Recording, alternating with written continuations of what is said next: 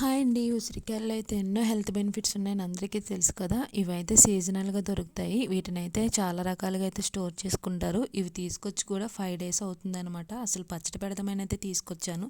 కానీ వీటితో అయితే మా ఆయన అయితే ఆమ్లా క్యాండీస్ అయితే చేయమన్నారు కారం కారంగా. ఆ క్యాండీస్‌తో పాటు నేను చాలా రెసిపీస్ అయితే చూశాననమాట. ఇప్పుడు ఈరోజు అయితే ఆ రెండిటిని కూడా ట్రై చేశాను. ఇది ఫస్ట్ వచ్చేసి మురబ్బా అండి. మురబ్బా కోసం అయితే ఒక 15 ఉసిరికాయలు అయితే తీసుకుని వాటిని శుభ్రంగా వాష్ చేసుకుని తుడుచుకుని వాటిని అయితే ఆవిరిపైన అయితే ఉడకపెట్టుకోవాలి.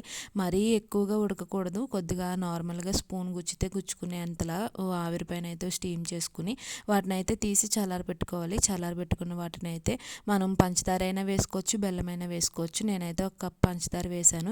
ఆ పంచదారలో కొద్దిగా 2 స్పూన్లు వాటర్ వేసి ఈ ఉసిరికాయలు కూడా వేసి దాంట్లోనే యాలకుల పొడి, కొద్దిగా సాల్ట్ వేసి బాగా కలుపుకోవాలండి. ఉసిరికాయల్లోంచి వాటర్ అంతా ఊరి పంచదార అంతా కరుగుతుందనమాట.